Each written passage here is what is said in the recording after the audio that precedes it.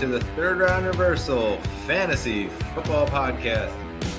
Brett Malamud here with you. Zach Malamud, what is going on? Not much, Brett. We're one night away from the NFL season. Can't believe football is finally here, and we have a big show today previewing Week 1. Yeah, we made it, and very excited after weeks and weeks of speculation and tinkering with lineups and dynasty and redraft and more drafts and another draft. We're finally here and ready for football. We had some late breaking news, and we're going to break that down. Then we're going to break some news down that we forgot about last week. Then we're going to go into each game throughout the Week 1 lineup, give you some storylines that we're looking out for, and then later in the show, we're going to go through some of our flex locks of the week and some ones to watch, which are guys that you should be targeting on waivers ahead of Week 1 to get that edge for Week 2 waivers. Some of those guys you might want to just grab on waivers right now and then stash on your lineup, just in the expectation that they could potentially go off and then they're a target next week. But Zach, we had some late breaking news just, in the last hour. It's the story that's sweeping the entire NFL right now. Kenny Golladay tried out for the New York Jets. I'm not sure that has much of a fantasy perspective, but no, I'm kidding. He did try out for the New York Jets, and we'll see if that turns into anything. Kenny Golladay, the last couple of years, making an impact in fantasy and kind of just a dud in the last year with the Giants. But no, it was Cooper Kupp. Ruled out for Sunday. Zach, Sean McVay coming through with the news. They give the perspective that he wouldn't shy away from the idea of him being put on IR. Would keep him for 4 weeks. A little bit of a scary situation, especially for the people who picked Cooper Kupp up there in the top of the first round. Yeah, definitely. And for the people that picked him in the first round, you knew that some injuries were probably lingering around. Really not in the last or about a month ago. It really kind of started trickling in, where you were finding out news about Cooper Kupp, and we talked a bit about it many times on this podcast. Just our vision for Cooper Kupp this season. It's not where it was in the past. I had a draft last night. He ended up going 21st overall, which is way lower than actual ADP for the last month or so. So 21st overall, second or third rounder. And then you're getting into the territory of now he's out Week 1. And there's a couple guys you'd probably even in that range, you'd take over him because he's now out for Week 1. I don't think too much of the value goes down in Cooper Kupp by missing 1 week. But once it starts to come into play where he's missing multiple weeks, and I've already talked about later in the season where they might shut him down if he continues to grab injuries, I think right now I wouldn't freak out too much on Cooper Kupp. If it gets to multiple weeks, that's when I'm really getting scared of Cooper Kupp in my lineup. Yeah, I think it was something that we almost talked about, just a couple episodes ago, in terms of, when you get to that age receiver and your legs start to go, there's that lingering bit of injury that kind of comes back each and every year. You talk about a guy like Julio Jones, who he had the knee injury, it became the ankle injury, it became the foot injury, and then the foot injury just wouldn't go away. That's the kind of thing that happens, especially when you're one of those high volume receivers like Cooper Kupp is. And so for me, yeah, I'm not sure that it lowers his value that much, but I understand, if you are at that 9-10 spot and you take him, that's where you're going to want to take him. Understood there. All right. So before we get into some Trey Lance talk, we got a question now from Kenny Statrell. Should I trade Amari Cooper for Cooper Kupp? I have DK, T. Higgins, Drake London, and Zay Flowers. PPR. Zach, you want to take that one? If you have that much backup to a guy like Cooper Kupp in your lineup, where if you could get Amari Cooper, who's probably a 4th rounder or 5th rounder, and you can upgrade that to Cooper Kupp, I would do it for now. I would. Even with this news, I still have a little bit more belief in Cooper Kupp than I do with Amari Cooper, who has Deshaun Watson as his quarterback. I'm not a big Deshaun Watson guy this year. Obviously, he's in the top 10 for quarterbacks, but I feel like Cooper Kupp gives you that a ton of upside compared to Amari Cooper, and you get to back it up with guys like DK, T. Higgins for the couple of weeks that Cooper Kupp may be out. I would do that trade. Yeah, I think that Cooper Kupp definitely, if you have a guy in your league that's panicking and wants to trade away Cooper Kupp, I think, when I'll put it in perspective for me, taking a late flyer almost on Jonathan Taylor. And it was because you have that depth that you're going to get production on those spots. And then, hey, if he comes back healthy, then you're soaring. So yeah, I think that especially if it's a full PPR league, and knowing what the upside is of a Cooper Kupp and that volume that he gets when he is healthy, I would do that trade as well. And just quickly, Brett, I know that DK is now going up against the Rams. We're going to talk about that a bit later. I think DK Metcalf will make up for Cooper Kupp's points this week with his matchup against the Rams this weekend. Yeah, I agree with that as well. All right, so jumping right into our next one here, and it's going to happen over the last couple of weeks. We didn't get to it last week. It's Trey Lance. He was traded to the Cowboys. And Zach, I own him in Dynasty. Obviously, from a redraft perspective, you're not looking at Trey Lance.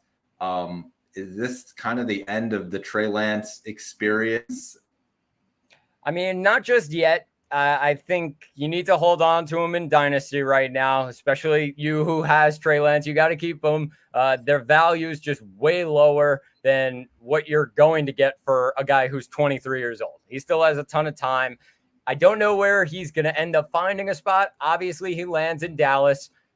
Cooper Rush is playing there. He played pretty well last season, but I think Cooper Rush may be a little bit curious of what's going on, why they traded for Trey Lance. I think Lance probably steps into that number 2 spot behind Dak Prescott, but could Lance, the begging question, could Lance be Dak Prescott's replacement? And my assessment of that is maybe, but Dak is 30, still has a ton of time, I think, in the NFL. My one worry with Lance, and it's been for the last couple of weeks, they chose Sam Darnold over him, the San Francisco 49ers. When you choose a guy like Sam Darnold, who's been a bust completely in the NFL and hopped around to multiple teams and just not been great in his career, and they choose Sam Darnold over Trey Lance, I feel like that could either be because they were already deciding, all right, Lance is going to be out the door, we decided with Purdy, or there's just something they're looking at that's off with Trey Lance. That would be the only thing I'm worried about.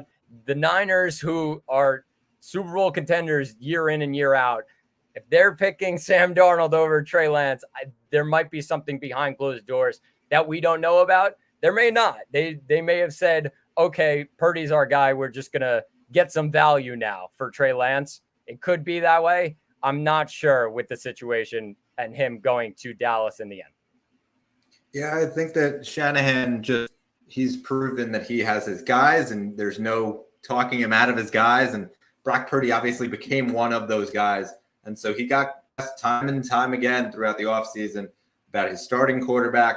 He just kept going back to Purdy. He really didn't hesitate at all. But Trey got minimal reps with the starters, kind of only on the off days that Purdy wasn't practicing because he was recovering from the injury. Came to preseason, and he there was one game where Trey Lance just kind of struggled, and that was kind of the writing on the wall. They announced Trey Lance was going to start the last preseason game. He gets traded the day before the game even happens. It's not a great landing spot based on a lot of the rumblings now with Dak Prescott potentially signing a contract extension and what the future looks like there. And Jerry Jones has been pretty vocal at that. So I'm not sure of how much of a short-term future Trey Lance has. That said, we're in a Superflex Dynasty league, so that's where I would say you probably should hold him. it's the one quarterback dynasty leagues where his value kind of at a spot right now. I would consider trading him. But the fact, if you're in a super flex league, I would hold him just because you never really know what's going to happen with his contract. You never really know what's going to happen with any future situation with another team comes calling and says, hey, we want him. We'll give you a 4th round pick that you just traded for him. That kind of stuff happens. And so guy goes down and he's injured in the middle of this. They want a guy who they feel might be ready. I look at some of the other teams in the league that maybe could have taken a chance on him. That comes to mind is the Minnesota Vikings. Kirk Cousins contract year, getting older in age, and Justin Jefferson, young receiver. They just got Jordan Addison. Like, that was a team for me that I really was like getting excited about the potential that Trey Lance joins that, gets straight to them. I'm not sure that outside of that it would have made any sense for Trey Lance, and obviously landing in Dallas is not an amazing spot. And so, we got another question before we get into our breakdown here. Would you trade Jonathan Taylor for Dameon Pierce and Odell Beckham? I have Bijan Robinson, Rachaad White, Pacheco, and Mostert, also a full PPR. I'll just say it quickly. No chance. There's no chance I'm trading Jonathan Taylor right now for Dameon Pierce, who I think you and I, Brett, have a ton of question marks on Dameon Pierce, just based on they brought in Devin Singletary, who was the number 1 in Buffalo. He got a ton of responsible carries up in Buffalo. They're bringing him now into this backfield after Dameon Pierce had an unbelievable year.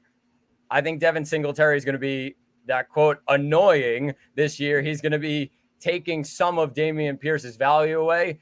And with Odell Beckham Jr., I still have a huge question mark. He went in the 12th, 13th round for a great reason. He hasn't played in over a year and a half, and that's what's holding him back right now. I understand the value that he'll have with Lamar Jackson, and they're going to be in a pass-heavy offense in Baltimore. But right now, even with those running backs, Bijan, Rachaad White, Pacheco, Mostert, I think the last 3 behind Bijan don't have nearly the value that Jonathan Taylor will have I think he'll end up coming back in week 5, week 6. They'll figure it out. He's going to want a contract in the end. And I think he'll end up playing for Indianapolis at some point this year. I agree. And even if it's for Indy, he's going to be playing for somebody. He's not just going to sit out the whole year. I don't think that this is a Le'Veon Bell situation by any means. I think that at least the first 4 weeks, you might be set with some depth there. We're going to talk a little bit about the Dolphins in a bit, and, Mostert and the situation there. He's probably a start this week. Rachaad White as well, Pacheco as well. Some interesting value, especially in PPR, and those guys and how they catch pass out of the backfield. So for me, Odell, he's a little bit of an unknown, and we'll get to him in a little bit too as we start to go into our breakdown. But yeah, especially if you have an IR spot in your league, I'm taking Jonathan Taylor on that side. And I stick him in my IR spot, go out, look, see if there's another guy out there that you can go grab. Agreed. And just quickly, just to touch up on that Trey Lance thing, Brett, obviously in Superflex, I feel like you're holding him. I think in 1 quarterback leagues, it could be the time to maybe drop him. I understand that he's young. He's 23 years old, but there's a ton of quarterbacks. You're in a 1 quarterback league. It depends how big the league is. So let's say 12-team, 1 quarterback league. I think I'm dropping Trey Lance. I think there's guys that I'd rather look for. He can be stuck on somebody else's team, I would say, for the next couple of years. Running backs and wide receivers are more valuable in those type of leagues. Yeah, I think that the only real spot to that would be if or the only exception I would say is if Trey Lance, you're putting him in a league where your quarterbacks are scoring higher, like 6-point passing, and your roster sizes are bigger. So all of a sudden, all these quarterbacks are gone, and now you're looking at backups in the league. I think that that's the only exception where I would keep Trey Lance on my roster in a 1 quarterback. Agreed. And just a reminder, you can keep comments coming on the YouTube page, and we will answer as many of them as we possibly can. But let's get into the breakdowns as we start out Thursday night football. Zach, I am so excited for this game. The Detroit Lions and the Kansas City Chiefs. Thursday night, 8:20 at night, and it's gonna be Pat Mahomes, but we got some breaking news in just the last 24 hours. He might be without his tight end. Yeah, and my biggest question now is who's Patrick Mahomes' second guy? I mean, that's been the begging question throughout the offseason. Sky Moore, Kadarius Toney, Rashee Rice. We got a ton of options there. Who's it going to be if Kelce is out for this one? And Kelce was listed as questionable, Brett, so still has maybe a shot to get in there, but a hyperextended knee is a big risk just 2 days out of it and coming back and playing in an NFL game. Probably going to be out for this one, but the questionable still makes you sit and wait to find out about Kelce. But my biggest question, like I said, who's Mahomes' second target if Travis Kelce is out for this one? Yeah, I mean, with the fact that it just happened yesterday, I mean, we spoke earlier today off air, like, if I hyperextend my knee, I could barely walk for 3 days. And so, I don't know how Kelce in 24 hours is going to be like out running a practice, and then all of a sudden he's going to be in a game the next day. I don't know how that's going to happen. So I am expecting him to miss the game. But even without him, my expectation is that on national television, opening night, you're going to have a baller at quarterback with Pat Mahomes. He's going to ball out. He thrives in those situations. He always has. From the Chiefs' perspective, I would say that I think this is going to be a Sky Moore game. I think that that's where the value is. I think that if he's out on waivers right now, it might be a guy considered to go grab, especially if you're in one of those more shallow leagues. Like Moore might end up being the number one receiver. Kadarius Toney is expected to play. However, he just got to practice a few days ago, and so he'll probably have a package, and I'm sure some of the other guys will have packages, but they're not going to have a full playbook. And I think that the fact that you got a guy like Richie James right now who is just doing punt returns and kick returns, I think that also kind of helps his case. I think that Sky Moore right now, and I'll talk about him a bit later, I think it could be a Sky Moore game. And from the Detroit perspective, I think that the fact that Chris Jones right now is holding out is a very big deal. Those running backs might have a really good day, particularly David Montgomery. And we'll see. There's this mystery about how they're going to use Jahmyr Gibbs, and the offensive coordinator coming out the other day saying we're going to use him in ways you haven't seen before. I'm not sure if that means it's going to be a slot receiver a lot, but I'm excited to see it. And I'm really thinking that the Sam Laporta hype might come to fruition. He might score a touchdown tomorrow night. There you go. I would love that. I have Sam Laporta on a couple different teams. For mine is something you already mentioned, and is the Lions running game able to take advantage of no Chris Jones right in the middle of the line? We know that both of those guys, Montgomery and Gibbs, are going to have a huge role in this offense. The passing game, it was very heavy last year. Now they have two really strong running backs in Montgomery and Gibbs. I expect Gibbs to be very involved in the passing game, multiple receptions. I think he could even get 4 or 5 of them in tomorrow night's game. He's really going to be involved in this offense. I think David Montgomery is in for a good one because Chris Jones right in the middle of that line. I think that's where David Montgomery will be able to take advantage of this Chiefs defense. Yeah, I think that it's going to be a shootout, though. I think that these two teams are ready to go. And as Thursday night football on the opening night is, these two teams are very hungry. And, Detroit has their coach and biting kneecaps and that whole thing. I think they're really going to take it to the Chiefs. Definitely fair. And Mahomes bringing out the rings, it's going to be super loud at Arrowhead. Yeah, I think it'll be one of those games that I was talking about with Mahomes a few weeks ago where you get those like 35 pointers and you're like, oh my God, this guy, this is why I picked him so high up in the draft.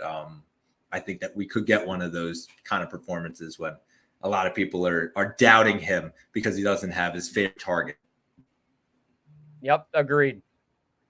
All right, so now we jump into the Sunday games, and we're going to start out with Carolina versus Atlanta.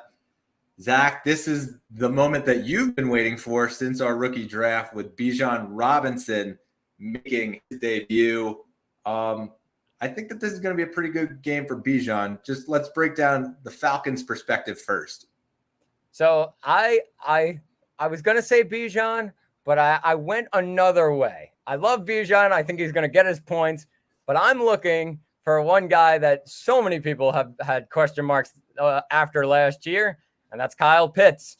Can Kyle Pitts be in this offense with Desmond Ridder, get those targets like he got his rookie year just a couple of years ago, and get back to that dynasty superpower value up top in the tight end range? And he's going tight end 7, tight end 8 this year in drafts. People are hoping that Kyle Pitts can turn into that they were hoping from a couple of years ago. I think Kyle Pitts is a big question mark, and will he have that chemistry with Desmond Ridder starting against a Carolina defense that struggled a bit at safety? Yeah, I think for me, the perspective is a few things. I think that Bijan will have a good game. But at the same time, I think that there's going to be a lot of, loading the box on Bijan because they're almost expecting it. That said, I think this might actually be a pretty good Drake London game because of that. I think that, when they do stack the box, that's going to benefit London more than it does a guy like Pitts. Unless they slide him off the line and take him out of what would be potential double coverage. There were a lot of games last year where you saw either London doubled or Pitts doubled. I think this season especially, you're probably going to see Pitts doubled a lot more just based on the fact that they're going to have a linebacker already waiting there, for Bijan to potentially carry the ball. But yeah, I think that, I said it in a conversation I had yesterday. Like, I think that Desmond Ridder is going to end up throwing more passes out of play action and straight dropbacks. I think that that's something to watch this year, whether they utilize him in a rollout situation and, what that looks like with Kyle Pitts and with Drake London. But they're going to have to figure out how exactly they want to mesh Bijan with the passing game. That's definitely fair. And for Carolina, I'm looking at Adam Thielen. That's going to be my big guy this year. We've talked about that multiple times. Is Adam Thielen Bryce Young's top target, or is it Jonathan Mingo, or is it DJ Chark? I'm looking at Adam Thielen saying this guy is an amazing red zone target. He has been for all those years in Minnesota. I think he's going to help Bryce Young out a lot at quarterback. I think they're probably going to try and air the ball out a fair amount against Atlanta because I think Atlanta is the better team and they might be up in the game. So I think Carolina will try and get Bryce Young maybe out of the pocket and look for Adam Thielen to get some catches midway down the field, and then in the red zone. So surprise, I wrote down that Adam Thielen will score a touchdown this weekend. Take that to the bank. I think that Bryce Young, he struggled in the preseason. Obviously, it's preseason, so you kind of brush it aside. He was going against the Jets defense in his first game, and so you kind of brush that aside. The last couple games, he was really looking for Adam Thielen. So I think that, that will be a thing this year. And you can be sure that Adam Thielen's going to score a bunch. But for me, I think that right now the big perspective is, can that O-line hold up? I think it was a big question mark for them heading into the offseason, and they started to build it up. But at the same time, a young quarterback and obviously a running back over there with Miles Sanders as well. If the O-line holds up, I think that there's fantasy value there. And if they don't hold up, then, you're kind of talking about some minimal guys. And, I'm not sure that Miles Sanders will be able to do anything. You saw what he was able to do with an O-line, but we also saw the previous year what he was able to do without an O-line. And that was, he scored 0 touchdowns and went onto my do not ever draft again list. That's definitely fair. And I think this one's probably going to be an Atlanta win, but it is a division game. So I expect it to be a close one. Yeah, I'm sure it's going to be a close one. And, I'm more curious to see about what happens with the quarterbacks and if the quarterbacks can settle themselves in or if this is going to be a game of turnovers. Yeah, definitely. Can have mistakes in division games. Yeah. So jumping into another division game here, we have the Cincinnati Bengals and the Cleveland Browns. 1:00 start. Joe Burrow finally got back on the field for practice. We're not really sure what he's going to be, though, until he actually plays, if he's 100%. That's true, and it's going to set up maybe a big day for a guy named Joe Mixon, who's in that backfield, had a lot of question marks throughout the offseason of, is Mixon really going to be the number one guy? Are they going to have somebody right behind him? They've gotten rid of a couple of guys at running back during this during the cuts the last couple of weeks. I think Mixon most likely will be in for a good game. I think Cleveland's defensive line has improved a tiny bit in the offseason. So I'm not expecting like 6 touchdowns like he's had before, Joe Mixon. But what I will say is going up against Cleveland in Cleveland, I think with Burrow's calf problem as well, I think Mixon is going to get a solid workload in a divisional game. I agree. I think that, listen, Joe Burrow is going to have a game. I still think that he'll be like a top 10 quarterback finish. And, you really don't have to worry about that. But I do totally agree. I think that this is even go against Myles Garrett, Zadarius Smith, and that scary looking defense. I think Joe Mixon is going to be the guy. This could be one of those games where he just gets a ton of volume. Yeah, that's definitely fair. And for Cleveland, I'm looking at the quarterback, Deshaun Watson. I said it before when we were talking about Amari Cooper. I think with Deshaun Watson, I have to see it before my eyes if he is seriously a top 10 quarterback. I know he was a couple of years ago, but we're past that. He's on a new team now. It's not all his offense like it was when he was with Houston and paired up with DeAndre Hopkins.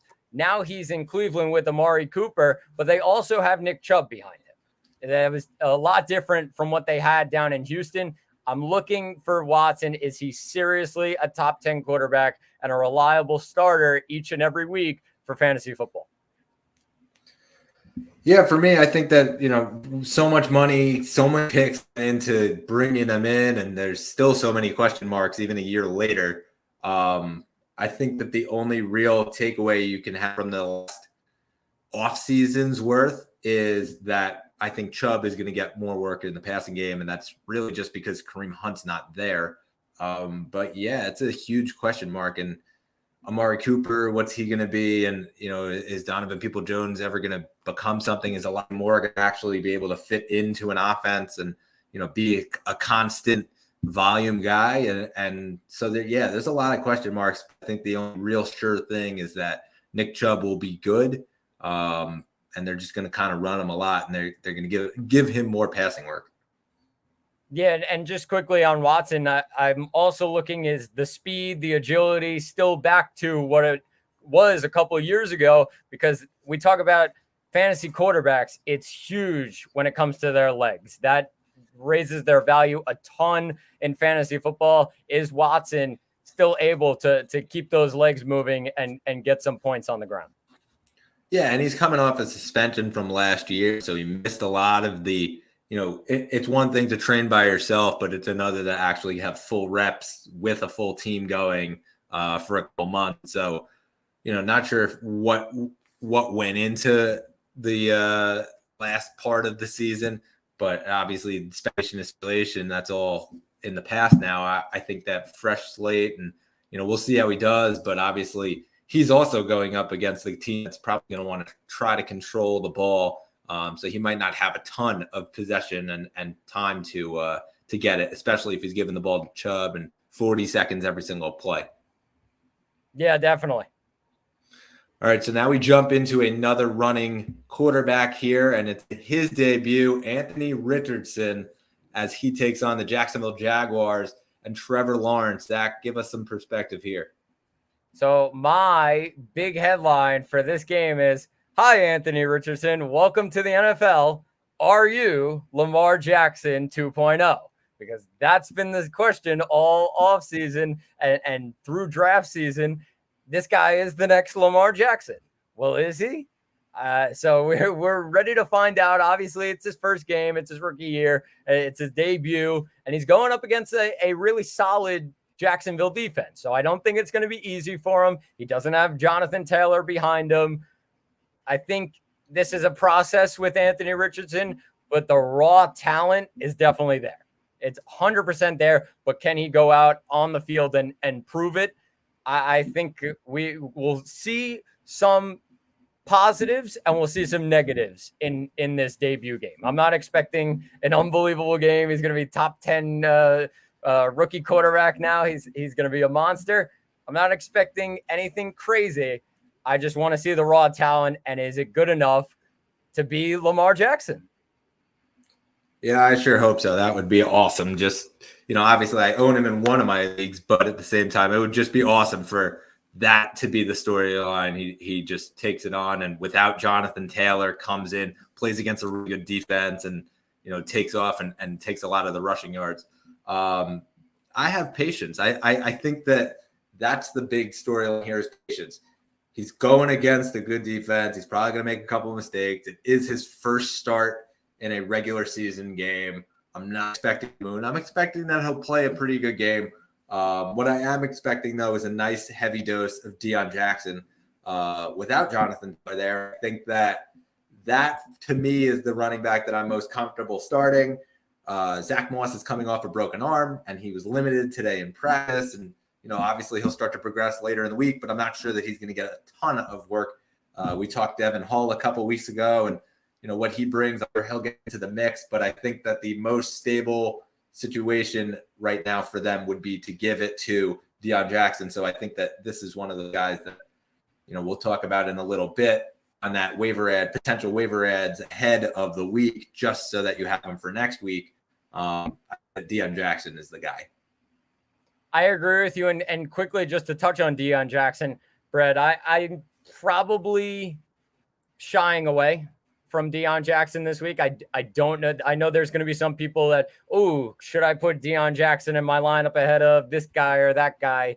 I would stay away from Deion Jackson this week just so I can 100% see, because I know it's going to be by committee.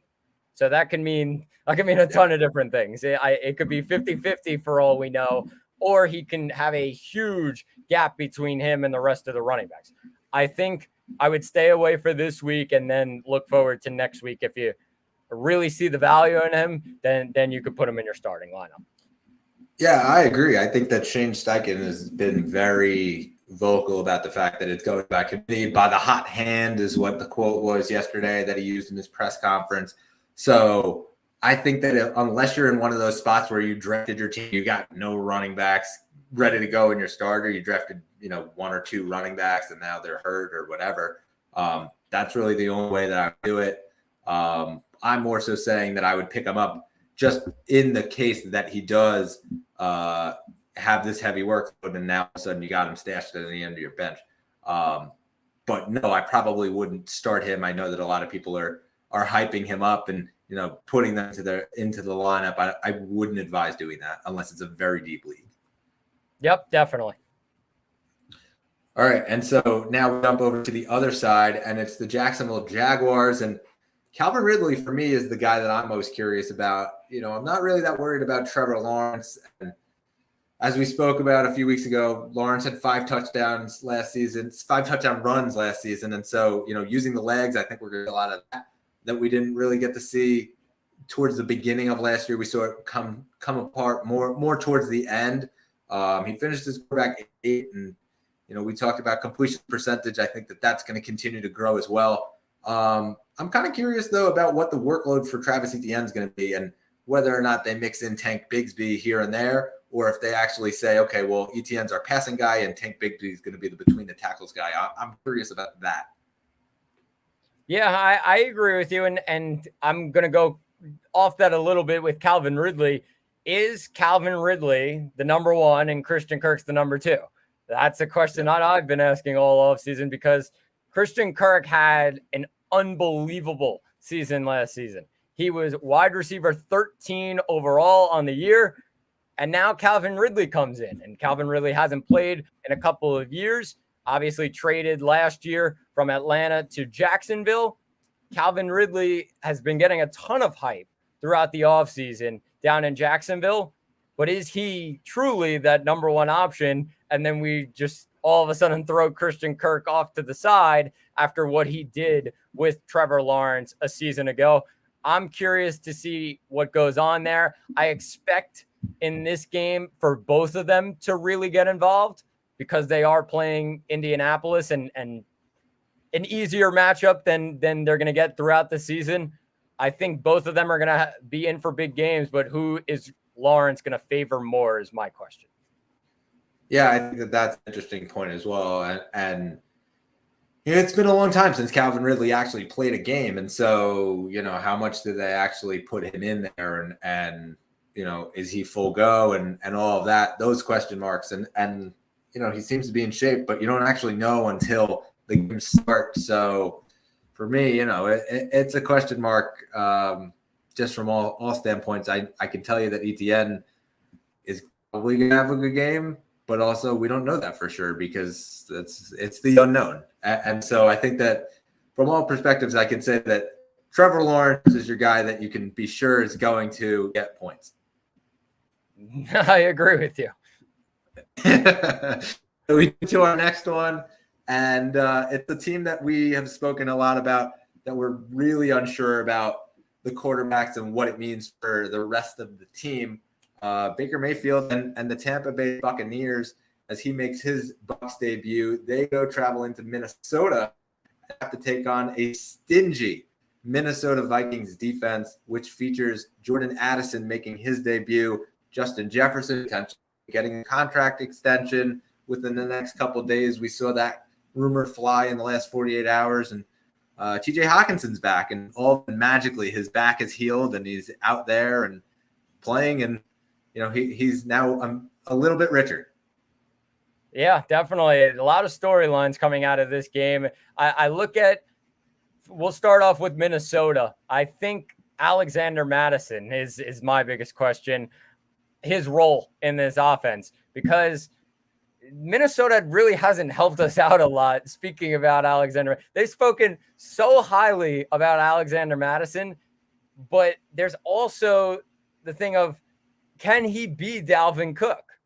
They seem to believe that he's going to be Dalvin Cook, but the rest of us are like, wait a second, we actually need to see this for 2 or 3 games rather than that one game where he drops 25 points and Dalvin Cook got injured for a week and he was out. We need to see like full season value of Alexander Mattison. And is that role Dalvin Cook? Like, just being Dalvin Cook. I think that's a huge one for Minnesota, and it's not going to be an easy matchup this week. This Tampa Bay defense is really tough. I don't think it'll be easy for Madison. I think the ball will be slinging around a little more than usual from Kirk Cousins. Yeah, I think that there's a couple storylines here, and Madison and like you just said, what's his ceiling? I am not sure what it's going to be because we haven't seen it. Let me see it before I can actually judge it. I think that was one of the things that kind of took me. When Madison was there and I was on the clock, I kind of just glanced over him. I really didn't think too far into it, and it was because it was so unknown at the time. The lingering cloud right now in Minnesota is that Kirk Cousins is in his contract year, and the words of Kirk Cousins, you like that? Yeah, I do like that. I think that this is going to be a great year for Kirk Cousins. I think that having Justin Jefferson there and Jordan Addison there as well, KJ Osborne.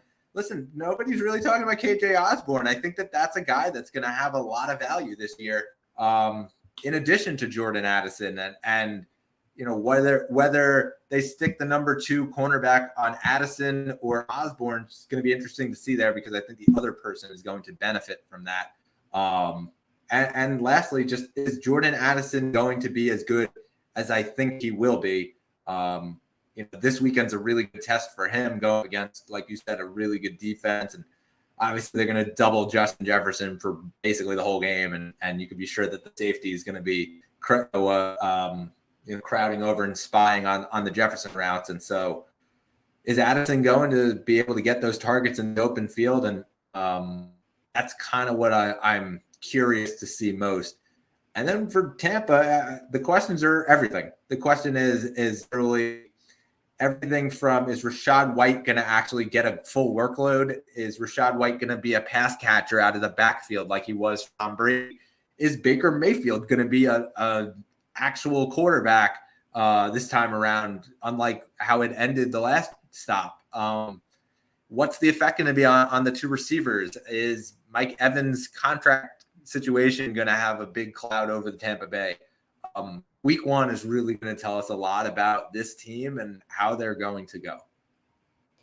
Yeah, I completely agree. And I think Rachaad White, it's going to be the Rachaad White show, I would say, in this offense with Baker Mayfield leading the way. But my biggest question mark is, are we past the era of Mike Evans? I think Chris Godwin will be fine. I'm not too worried. He's a volume type receiver. But Mike Evans has had 1,000 yards in a ton of consecutive seasons. I don't know the exact number, but he's been a monster. But consistency has dropped the last couple of years with Mike Evans, and you need some big playability from Mike Evans to really have a big game. And can he get a touchdown? There's a ton of question marks.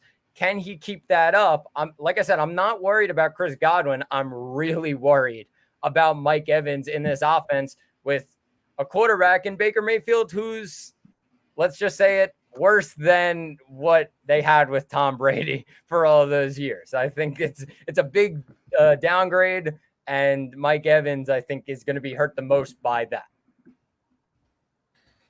Yeah, for me, it's just questions all over the board, and I agree with you. I think that there's the potential that, listen, Chris Godwin could become the favorite target, and then all of a sudden they trade Mike Evans. It doesn't really matter because he's already found Chris Godwin, and then there's Godwin's value.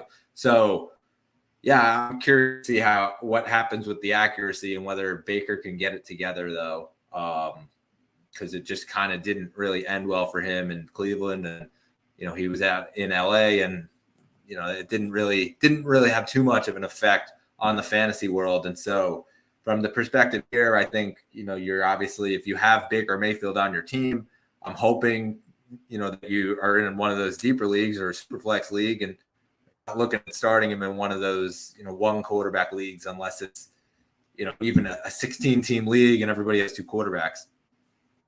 Yeah, it's definitely a question mark, and we'll see what happens when Tampa takes on Minnesota. Yep, so jump to the next game here. It is Tennessee at New Orleans. It is the debut for DeAndre Hopkins.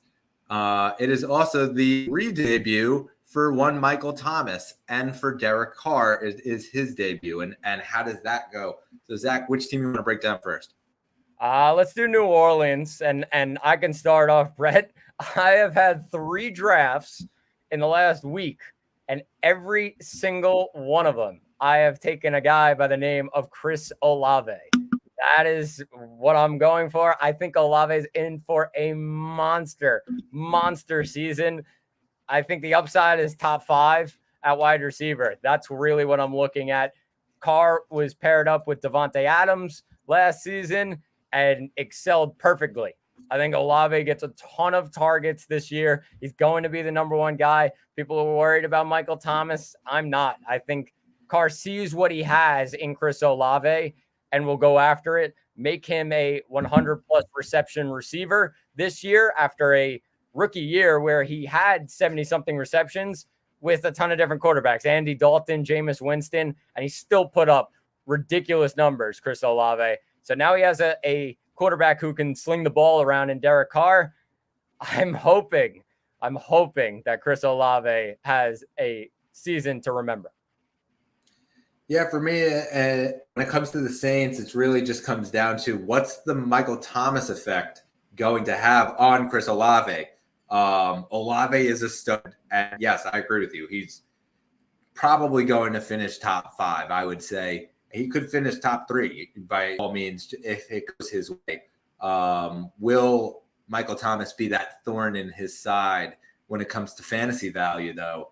And the other thing is, for this game specifically, where does Jamal Williams factor into all this? It's the guy that we talked about, in some of our sleeper topics and, picking him round 10 and all those things, and how it was the absolute steal until it wasn't, because we thought they were getting Kareem Hunt. Well, now he looks like he could be that sleeper again. Kendre Miller didn't practice today. I think that that's a storyline that people should follow over the next couple days and figure out what happens with Kendre Miller. And if he's limited and then he becomes full participant, that's great. But if he doesn't practice tomorrow, or he's limited for the next 2 days, like, he might not be 100%. This could be a game where Jamal Williams really does take over. Yeah, definitely fair. And still question marks in that backfield with Kendre Miller. You mentioned he might be out. He limited in practice. Obviously, Jamal Williams is going to lead the way, we would think. And then what's it going to be when Alvin Kamara comes back in 3 weeks? That's a huge question mark in this backfield. We'll find out a fair amount, because I'm not a huge believer in Tennessee's defense. I think it's near the bottom of the NFL. And we have a good shot of seeing New Orleans attackers. They really having a good day. Yeah, I think they were bottom 5 in like long passes against last year. And so, yeah, I think that this is going to be a good game for Olave, and it just really comes down to quarterback. And I'm not worried about the accuracy or anything like that, and supplying the fantasy points for his receivers. He's been able to do that, with, obviously Devontae Adams last year. So I'm not worried about it from that standpoint. I'm just more curious if he spreads the ball a little more, and how much he does spread the ball. Yep, definitely fair. All right, so now Tennessee, and it's, for me, the biggest question mark is, can D-Hop and Derrick Henry coexist for big-time fantasy points? I think that, we've been over the last couple of years where Derrick Henry has those games where he got 30 carries, and it's because, listen, they can't throw the ball to anybody. There's no that's that reliable for the quarterback to throw the ball to. I think that, obviously they don't have an A.J. Brown now, but they have a DeAndre Hopkins, and that's a pretty good consolation prize. I think that you're not going to see the same kind of value that you did for A.J. Brown when he was there in Tennessee, and I think that a lot of people are with D-Hop, and they're expecting that to be the output. I'm not sure you're going to get that, especially right away, especially when they're playing in New Orleans, in the Dome. I'm not sure that that's going to happen this week. Could be a disappointing week for D-Hop owners. But at the same time, as far as the season goes, I think that there has to be a way that they can figure out how to mesh both together, especially when there's a lot of question marks at quarterback. They just drafted another one in the second round. Yeah, definitely fair. And when I'm looking at it, it kind of goes off of what you said, Brett. It's going to be a tough matchup down in New Orleans. They're probably going to have to throw the ball, I would think, a fair amount, because I think they're going to end up being down in this one, especially in the Dome. I'm looking at another target, and it's Chigakonkwo. We talked about him as a sleeper tight end this season.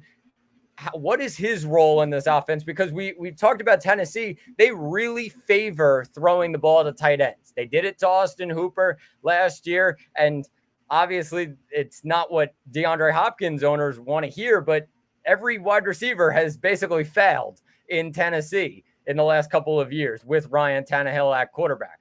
Chigakonkwo is another option at tight end. The athletic ability is unlike many in across the NFL. I think he can be in for a solid game. I wouldn't start him because of the tough matchup against New Orleans, but I'm curious to see what his target share in this offense is as well. Yeah, I think that there's a lot of question marks when it comes to Chigakonkwo, but I really like the upside. I think that, Ryan Tannehill throwing to the tight ends, he loves throwing to his tight ends. Again, we spoke about it a few weeks ago. If the wheels fall off and all of a sudden it's Will Levis, well, Will Levis likes throwing to his tight ends too. And so I think that Okonkwo is going to have some great value this year. But as far as this week 1 game goes, yeah, I'm not sure that if you're a D-Hop owner, you're going to be very happy, because I'm not sure that there's going to be this huge output. Yeah, very fair, Brett. Let's move on to the battle of the defenses. Yeah, so we go into San Francisco at Pittsburgh. Terrible towels, waving in the air in what could have been Trey Lance's coming out party. Now simply might end up just being the Christian McCaffrey show. It might, Brett. And to go off of that for San Fran, what's up with Debo? That's my question mark. What are we going to see from Debo Samuel that all of these fantasy experts, everybody saying, oh my God, this guy, he's top 15. He's top 15. That's where he's getting drafted. Like, I don't see it. I want him to prove me wrong. I do. I want Debo to have a solid year and prove me wrong, because from what I've seen the last couple of years, I don't know. Actually, last year, the year before that, he was a monster. Last year, after seeing what he did when McCaffrey came in, I just have no belief left, Brett. Yeah, I think that this is a year where I grabbed Brandon Ayuk as many leagues as I could. I think that that's one of those guys that you look at. And so from the perspective of San Fran and the passing game, yeah, Debo's a little off. I'm not sure how much value he's going to have in a season-long output. And in week one, I'm not sure how much value he's even going to have in this game. Brandon Ayuk is the guy that I think would have some value from the passing game. I think that this is going to be the Christian McCaffrey show. The last couple weeks, there's been some headlines about that he's not going to get as much work and they don't want him to get injured and all of that. But where that originated, people really just read the headline and didn't actually read the article, the predictions article, and everybody kind of took it as fact that they weren't going to give him the workload. Whereas it was more so, I think that this would happen. And it came from a reporter with ESPN. And so is Brock Purdy going to put up big numbers? That's the other big question for me. I doubt it. I'm benching him in most of the leagues that I have. And in terms of super flex, like, he's a borderline super flex play for me this week, especially going up against Pittsburgh defense. Yeah, I agree with you. And I'm not expecting a ton from Brock Purdy. If he starts to get those points when it comes to the passing game, then I'll definitely see it. But I really haven't even seen him run enough with McCaffrey next to him that I'm like, oh God, I got to put this in. I got to put him in my lineup. I can't see it just yet with Brock Purdy. And I could be wrong. He could change my mind in a couple of weeks. But I think there's the question of, can he sling the ball around to guys like Debo and Ayuk and Kittle before? I need to figure that out before I can put him in my lineup. Yeah, and the last thing here is Kittle. I think that this could be one of those seasons where Kittle kind of bounces back. And, last year was a little bit of a struggle for him. And, yeah, there was a little bit of uncertainty. But at the same time, I think that this is going to be one of those years where Kittle actually bounces back and finishes pretty well in terms of volume. And I think that Brock Purdy really liked throwing to him down the stretch, and that'll kind of continue over a season long. And, Pittsburgh got some good linebackers, but I think that they're going to be kind of blitzing the whole game with those linebackers. And so, yeah, he might use Kittle in a lot of dump off situations. Yeah, definitely fair, Brett. And with Pittsburgh, I'm looking at the receivers, and it may not happen in this game against San Fran, a really tough defense, but Deontay Johnson and George Pickens. Those are the two guys I'm picking out. I think Allen Robinson is much less value than those two at the top, Deontay and Pickens. I'm looking for the touchdown upside because we didn't see it last year. Deontay Johnson had a ton of volume, finished with 0 receiving touchdowns. A lot of disappointed fantasy football players because of it. I think Deontay picks it up this year when it comes to touchdowns. Same with Pickens, because I think we're going to see the second-year improvement of Kenny Pickett. I think he can really be a solid starting quarterback for this Pittsburgh Steelers offense and sling the ball around to those guys, Deontay and Pickens. I'm curious to see what the touchdown upside is. I'm not expecting it in this game because San Fran's defense is the best in the football, in my opinion. But I will be looking for that in the next couple of weeks. Okay, don't laugh, but I'm going to say that the one guy who I really think might change a little bit is Allen Robinson. I think that having Allen Robinson there in the slot, using him out wide, it might actually free up guys like Johnson, like Pickens. I think that, ignoring Allen Robinson completely would be a mistake. I think that he's proven that he is talented enough. He just kind of hasn't had the opportunities. There were games where he wasn't even targeted when he was in Los Angeles. I think that if that changes and Kenny Pickett does take that step forward and starts to spread the ball, you're going to see Allen Robinson actually produce some value. And so I'm not saying Allen Robinson's going to finish as like a top 15 receiver, but at the same time, I think that it will improve the rest of the offense per se. I think that some other big question mark here is the fact that Nick Bosa is playing in this game. And, the quote came out about, an hour and a half ago from Kyle Shanahan. He got asked about his availability after they signed him to the mega contract extension. And he said he'd have to have a beer belly and be out of shape to not play this game. And so he's going to play. The pass rush is going to be there. I'm curious what Mike Tomlin does to counter that in terms of the rushing game. Whether Jaylen Warren gets a bigger chunk of the workload from Najee Harris, I think it's going to be something that is a lingering thought this season. And I'm not saying that Najee's not going to have that full workload, but I think that it's going to kind of be less than it was in the last couple seasons. Yeah, I agree with you. And Mike Tomlin's going to need to have a game plan, whether it's Warren or Harris, or maybe relying on the passing game a little bit more to counter Nick Bosa on the line now.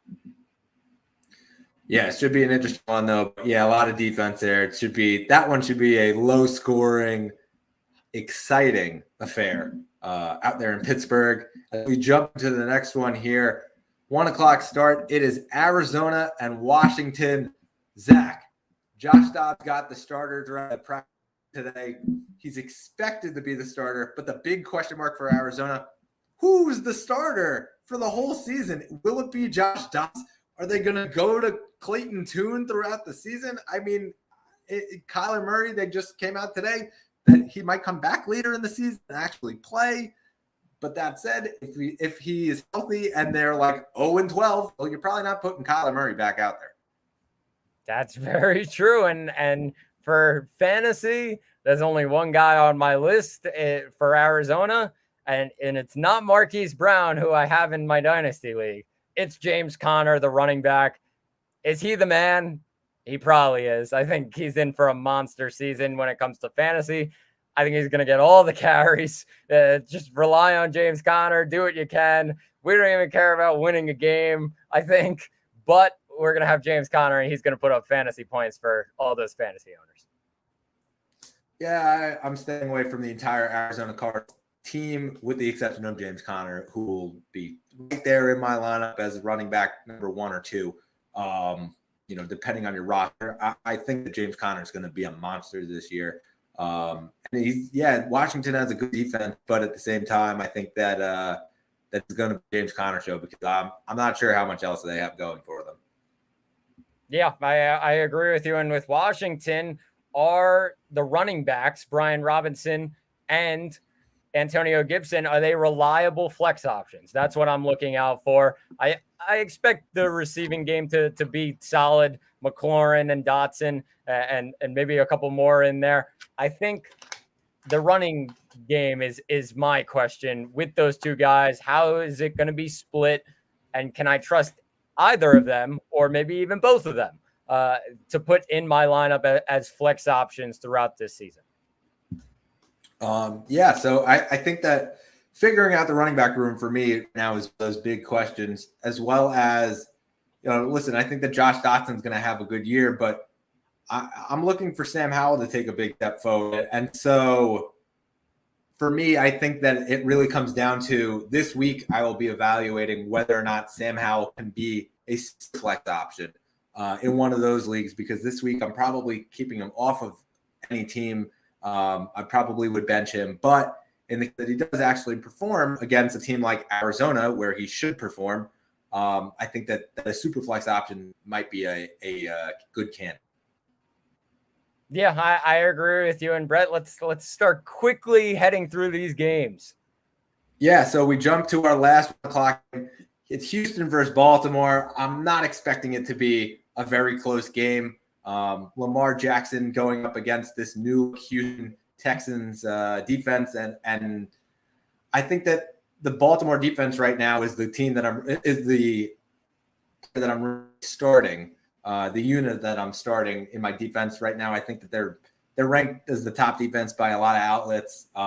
You're kind of just chasing pick sixes, and so for me, I think that your best opportunity might be in this rookie debut here for CJ Stroud. But for the Ravens, it's that new look Todd Monken offense that we were talking about for the last couple of weeks. Throw in the ball more. I'm curious to see how Odell teams up with Zay Flowers and Rashad Bateman and what the splits look like. Can Odell actually perform? Can Lamar Jackson actually throw the ball consistently? I think that those are the biggest question marks. It comes down to, the passing offense of the Ravens. Yeah, that's fair. And for Baltimore, for me, I'm looking at Zay Flowers, and I know Mark Andrews is the number one target, but can Zay Flowers be a candidate for offensive rookie of the year? I mean, he's getting a ton of hype throughout this preseason, and rightfully so. He's put up some good numbers. Can be a big piece in this Baltimore offense ahead of guys like Bateman and Odell. And I think Zay Flowers is a question mark in this game, where he's not going to be guarded most likely by Derek Stingley Jr. He'll probably be on Odell Beckham. Now Zay Flowers has a bit of an opening. I think he can have a big game against Houston this week. Yeah, for me, I think that in terms of Houston, we're going to figure out who his go-to target is with Stroud. I think that we said it. Tank Dell is going to be a thing. We'll see if that starts this week. Dameon Pierce, though, there's a lot of headlines about him getting 95% of workload, and I'm curious to see if that's actually a true thing or if Singletary is actually going to cut into his workload. And so for me, I think that those are the biggest question marks now.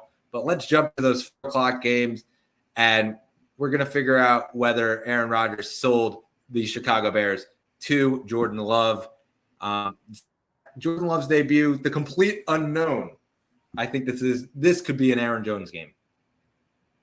Yeah, that's fair. Is it free AJ Dillon time, or is it the Aaron Jones show? I'm thinking it's going to be Aaron Jones, but what do I know?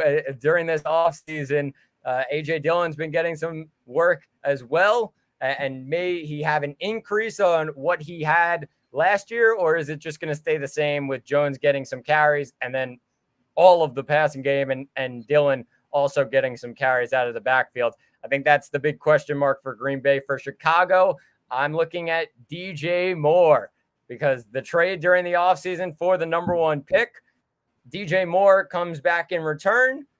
Could this guy be a Bears legend at wide receiver? Because that's what they're talking about. This guy is really special, and now Justin Fields really has that he's solidified that number 1 target in DJ Moore. I think he can turn into a really solid wide receiver too throughout this season if he's able to keep that chemistry up with Fields.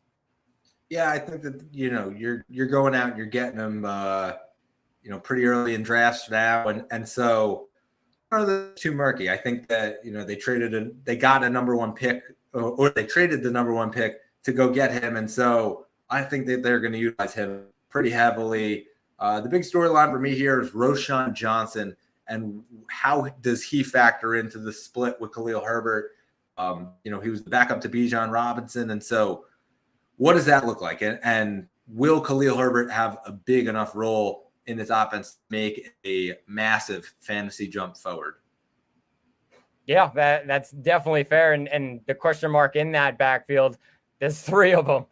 Herbert is most likely going to be starter, but Johnson and then D'Onta Foreman also may be getting involved.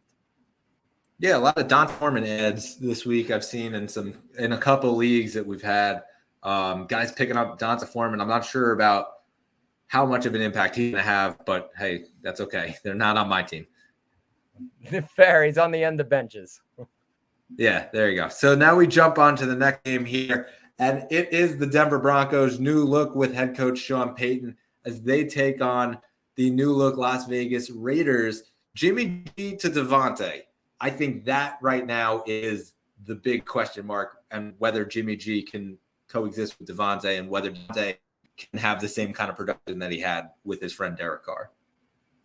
Yeah, very fair. And it's going to be a question mark if Jimmy G can maybe get the ball downfield like Derek Carr was able to link up with Devontae last season. My question for Vegas is Josh Jacobs. And is he ready, or is he going to be splitting carries? What's going to be the deal with Josh Jacobs? I think he's going to get a fair amount of the workload, but I don't think he's at 100% just yet. I still think they're going to work on getting him really involved in this offense. I think he'll have a solid season this year, probably top 10 in running backs.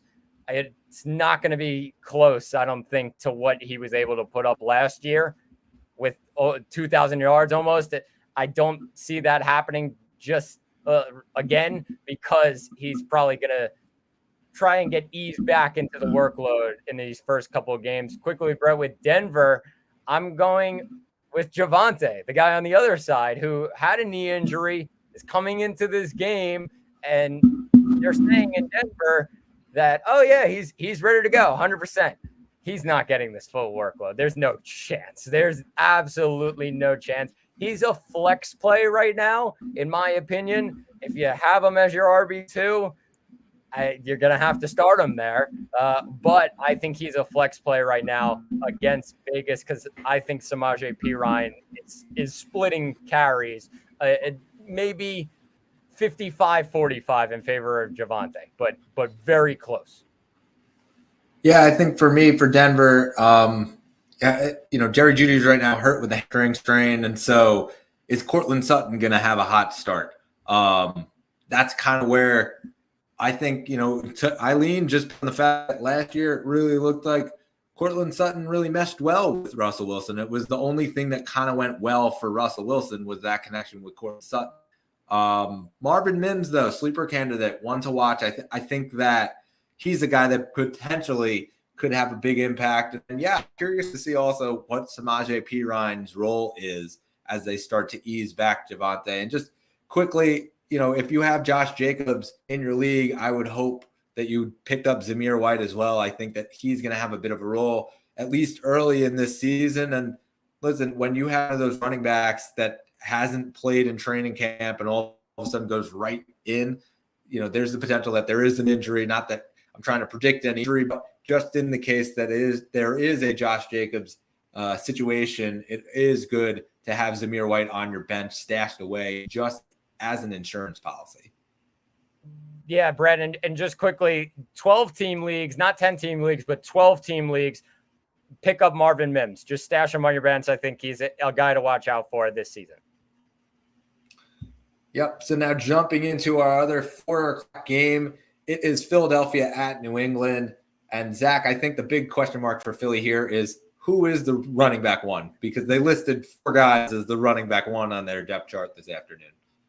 I know, Brett. That's my storyline. DeAndre Swift, Rashad Penny, Kenneth Gainwell, and a shout out to my man Boston Scott, who really does not get any of the glory except when he plays the New York Giants and he'll drop 3 touchdowns. So that'll be cool. But who's going to be the number one guy?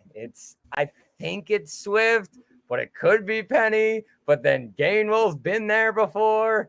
And then there's Boston Scott. So I don't know. We're going to have to find that out. I think you're right. That's the biggest question mark for Philly. For New England, is Bill O'Brien the Mac Jones savior? They brought him in. He's going to be a really great play caller, I will say. I think he's going to be very successful as the OC of New England this season. Can he save Mac Jones from what happened last year? Just a terrible decision at offensive coordinator last season for New England. Yeah, you read my mind with that one. Mac Jones and Bill O'Brien. I think that's the big question mark Does Juju Smith-Schuster mean anything in this game, though, with a tough defense that's probably going to test Ramondre Stevenson and focus on trying to stop the run, and Ezekiel Elliott as well? Does that mean that they're going to throw the ball? I'm curious to see what Bill O'Brien does. But, yeah, is Bill O'Brien the savior, I think, is the biggest question mark in this one for New England. And, Brett, just quickly, a shadow most likely from Darius Slay on Juju. Probably not starting Juju this week. No, definitely not. I would keep him on my bench as well. But, yeah, it's more so, will they be able to get Juju at least the ball? That's what I'm curious to see. And if not, who is getting the ball, and are they a viable option in fantasy, at least to add to your bench? Jumping into the next 4 o'clock game, we have Miami at the Los Angeles Chargers. Jeff Wilson is not playing, so does this become a Raheem Mostert game with Don Achane, potentially missing a game here, or at least missing some practices? It could. I think that Miami, though, they focus on the pass game heavily when Tua is in the lineup. And my big question, did you know, Brett, that Tua was learning jiu-jitsu in the offseason, learning how to fall backwards correctly? My question is, did it work? Did it work? We got to find out. Can he land correctly? Will he not get hurt? Can he stay healthy this season? Because that's huge for guys like Jalen Waddle and Tyreek Hill. When Tua was out of the lineup, those guys really struggled. I think, didn't really struggle, but couldn't get touchdowns. That was the big problem. The volume was there, but the touchdowns were non-existent. Did Tua's offseason jiu-jitsu work for him? Yeah, I think that's an interesting storyline. Also, just a quick note, Jalen Waddle was limited today in practice with an oblique injury, something to monitor just over the next couple days. I think there's the potential that Mostert is a solid start, though, just because Achane, he was a non-contact yesterday. Today he practiced in full, but we'll see how that progresses and what that role is. I think that I agree with you in terms of Tua and what is the output from Tua this year, and can he stay healthy? And they named Mike White the quarterback too, so I'm not sure how much value that's going to have. As far as the Chargers go, it's Justin Herbert and his new set of toys. They go out, they draft Quentin Johnston, bring back Keenan Allen and Mike Williams after they restructured their contracts. Will he have a favorite target? Will he be able to spread it to all three of them? What will their values be, and what will their outputs be? I think that, to me, is the biggest question mark here for the Chargers. I really don't have any, running back question. Yeah, I think it's going to be an Eckler game. My one question with the Chargers is Miami's defense really improved this offseason, and they're a defense that really likes to keep things in front of them. I don't see a lot of deep balls going from Herbert. I think they're going to limit that, so that might take Quentin Johnston maybe out of the picture, maybe Mike Williams as well. You're not as confident. Miami's defense is really solid. I would start Keenan Allen, but I think this Miami defense is going to keep things in front of them, limiting the deep ball this weekend. Jumping into the other team in our final 425 matchup, it's the Rams versus the Seattle Seahawks. And Seattle varies across the board. They bring in some, Jackson Smith-Njigba, so they got a full house of receivers. And what's the running backs going to look like with Kenneth Walker, Zach Charbonnet? They were both banged up this preseason. And what's the workload going to be? Is it going to be 50-50? Could we start either one of them in fantasy week? Yeah, that's fair, Brett. I'm looking at Los Angeles' defense. Brett, how many guys do you think you can name on the Rams defense right now? Aaron Donald. Okay, Aaron Donald. And my other guy is John Johnson. Okay. Yeah, John Johnson. There you go. That's it, Brett. That's it. There's nobody else. I looked at the cornerback, depth chart. I didn't know any guy. I had no clue who these guys were. DK Metcalf and Tyler Lockett. I wouldn't be surprised if they're both in the top 10 this week. They are going to have monstrous games. If Geno's slinging the ball around, which I expect him to do so, I don't even think they're going to go with the run game because they probably won't even want to test Aaron Donald. just go after the cornerbacks because, I mean, a ton of rookies, super young. I'm expecting a monster week from DK and Lockett. Plug them into your lineups. Yeah, and Pete Carroll also came out and said Jackson Smith-Njigba will play after there were some question marks about the injury with his hand, and he's ready to go. And so curious to see what that looks like now. With I'm sure that what we're going to see is a lot of the wide receiver sets, and so put them all out at the same time, and whoever's open, let Geno throw to them.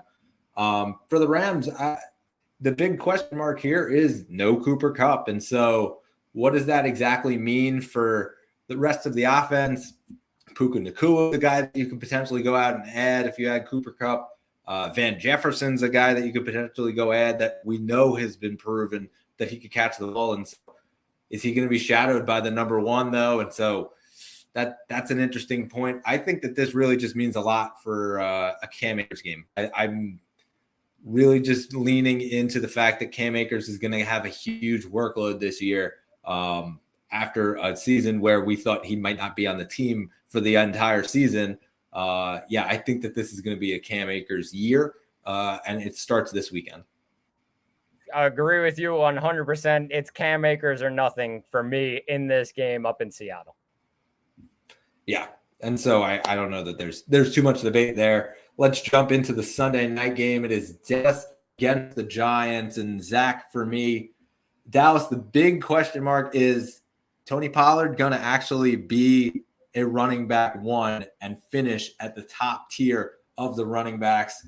I mean, you could talk about CD and taking the next step and, bring in Brandon Cook, all that. I really think that having Tony Pollard without Zeke is going to be huge. I'm expecting a big output from Tony Pollard this year. I completely agree with you. My headline, Tony Pollard equals dog ? I think so. I drafted him last night in the first round in a league that loves running backs. I drafted Tony Pollard. I'm a huge believer in him. I think he's going to have a monster season, considering they just didn't go out and get anybody to come behind them. They have a couple rookies, Deuce Vaughn specifically. I think this is Tony Pollard's backfield, and I just cannot wait for the adventure that he's going to have now as pretty lonely up there in the depth chart at running back for Dallas this season. Yeah, it's actually interesting because, is Deuce Vaughn going to be there? We heard a lot about Rico Dowdle in the last couple of days and whether or not he'll factor into there. But yeah, I think this is the Tony Pollard show. And free Tony Pollard was echoed the last year, and now he's free of Zeke. And so, yeah, I'm expecting a ton of work for Tony Pollard. My big question here with the Giants, can Darren Waller finish as the tight end one on the season? With Kelce hurt, obviously it becomes a little interesting there, and whether or not Kelce comes back very easily. Mark Andrews also seems to be banged up, and yeah, he practiced today. So for those who heard and ears perked up, yes, he practiced today. He was supposed to practice today, supposed to play this weekend. Being banged up, having a ton of receivers there in Baltimore, I think Waller's going to get the biggest workload of any tight end, I think. Daniel Jones seems to love Darren Waller to the point where during practice this year, they actually had to pull Waller off of the field so that Daniel Jones would be forced to look at other receivers, guys to throw the ball to during their reps. This is going to be a monster year if Darren Waller can stay healthy.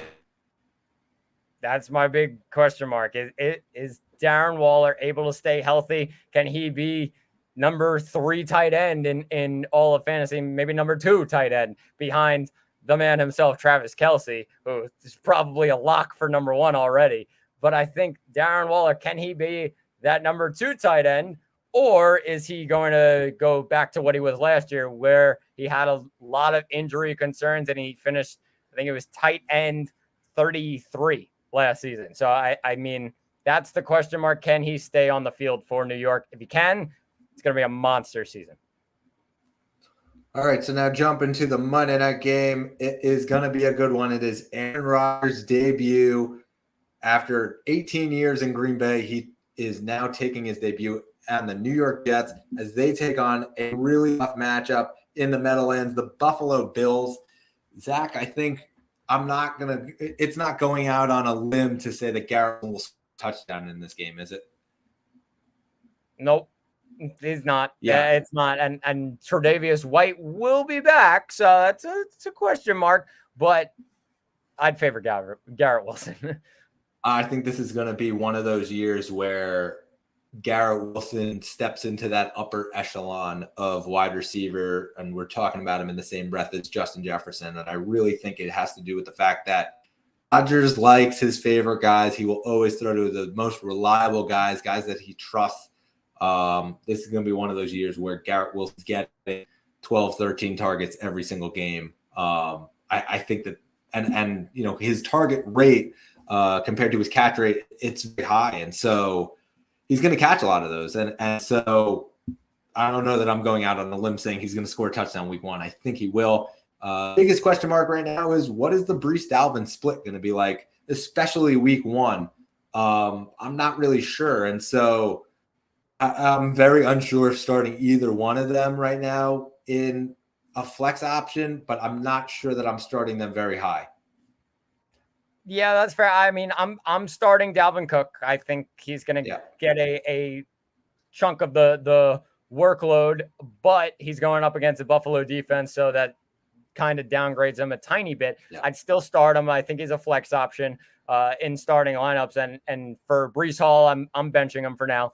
Next couple of weeks, if he starts to break out big plays, then I can consider putting him in my lineup. But for right now, it's Cook in starting lineups, Hall on the bench. And I was listening to our guy who we know a lot, Mike Clay, and he actually from ESPN, and he said that he's expecting that Dalvin Cook will probably have maybe 12, 13 rushes and maybe 5 targets versus Breece Hall, who will have 7 rushes and maybe 2 targets. So I think you can see the difference there of Dalvin Cook and Breece Hall, and I think he's probably right on that. Yeah, I think Dalvin's ready to go. I think that, for those who did draft Breece, and you had to kind of draft high to get him. It's hard. It's really hard to say what the output's going to be like right away. You know that they're going to ease him in these next couple weeks. And so, unless you're kind of in a bind and you need to put him in a flex spot, I would look elsewhere. I think that you probably have better options on your team. For me, the biggest question mark right now with Buffalo heading into this game is Dalton Kincaid, and putting him in the slot. He's going up against guys like Chaz Surratt and Bryce Hall. Bryce Hall is one of the top slot corners in the entire league right now. Chaz Surratt really fast, and so obviously he's not to the same size as Dalton Kincaid. I think that the Jets are going to be blitzing all night. If you need evidence of that, look at the depth chart at their defensive line. It's pretty deep, and so they're kind of going to be rotating guys now all game long. That's something that Coach Robert Saleh talked about in the last couple of years, and he didn't really have the opportunity to do it until now. I think that Sauce is going to be on Diggs, and so Diggs is obviously you're starting Diggs if you drafted him, but also might not be as high of an output as you might want. And so I'm really looking at Dalton Kincaid in this and what he'll be able to do, especially out of the slot. Yeah, that's fair. I'm looking at Josh Allen, and they talked about this offseason that they may give him a little bit less of a workload. I don't know how much I believe that. I'm curious to see how it works. They may give James Cook the ball a little bit more to run it and then keep it the same when it comes to Josh Allen's passing game. But the running game, they may try and keep him safe. I just don't see it enough with Josh Allen, but they can prove me wrong. I'll find out what happens on Monday night with Josh Allen. All right, so we did our full breakdowns, and now we're going to jump into our flex lock of the week. Zach, these are guys that are mid-range guys, flex considerations, and if you have them on your roster and you're considering him off your bench, these are the guys that are definitely getting that flex spot over other guys. Yeah, and my guy for the week, Brett, is Jahan Dotson. He's taking on the Arizona Cardinals. I think he's going to have a monster week. You look at Arizona's defense, they got rid of a couple guys. I mean, they're not near the top of when it comes to defenses. I think Jahan Dotson has kind of built that young player type of chemistry with Sam Howell. I think he's in for a really big year. Curtis Samuel was the number 2 last year, and then Jahan Dotson had that big playability. I think he gets some more volume in this offense with Sam Howell at quarterback. I think Terry McLaurin is also questionable right now, so that's something to look out for. If Terry McLaurin cannot play, then Jahan Dotson to the moon this week. I think it's going to be a really big week against Arizona. For me, I mean, we talked about it before. It's Sky Moore. I think that this is the week where Mahomes balls out. Travis Kelce potentially not going to be there. And I don't expect Travis Kelce to play. Mahomes in prime time, to find the guy that he's most comfortable with. I think the Super Bowl catch by Sky Moore did a lot for Pat Mahomes in terms of his bust of that guy. Again, like I said before, Tony, they're going to have a package for. Some of the other guys they're going to have packages for. The Sling, same thing. Richie James is only doing punt return, kick returns. I think that Sky Moore is a guy that you could start pretty comfortably. I don't know that I would start him in the flex because it's the first option. That goes back to our tips from last week, and go check that out. But definitely one of those mid-range guys that make sure that you at least lock into your lineup. Yeah, definitely going to be a really solid week for Sky Moore if Travis Kelce is out for this one. All right, so now we jump into our final thing here. It's our ones to watch. Zach, we're going to be keeping track of this each and every week. These are guys that are not owned, or they are available in 50% or more of Yahoo and or ESPN leagues that could end up being a waiver target next week. You want to start out with yours? Yeah, and a guy that's around, I think, 15-20% in those Yahoo and ESPN leagues, and it's Van Jefferson. I understand that Tariq Woolen is going to be probably guarding Van Jefferson for a lot of this week up in Seattle, but I think that Van Jefferson, a guy to look out for, and maybe grab him now because Cooper Kupp out with an injury. I think looking to the bigger picture, Cooper Kupp, I expect him to be out for more than 1 week. I know I talked earlier that maybe it comes back next week. We'll see what happens, but I think it's going to be a multiple week type of thing, and that leaves Van Jefferson as the top option for Matthew Stafford. They're going to need to throw the ball at some point. They're going to be losing games. They can't always rely on Cam Akers and the run game as much as we would love that, Brett, you and I think Van Jefferson, a guy to watch out for on the waiver wire.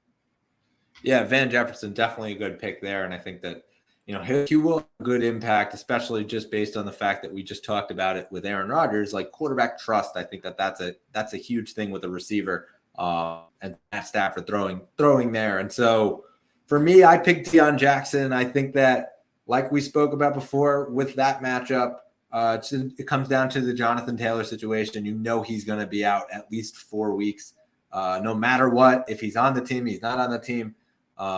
They really didn't bring anybody else in. Zach Moss is coming off injury. They're going to ride the hot hand, as they said. And I think that this week is going to be Deion Jackson.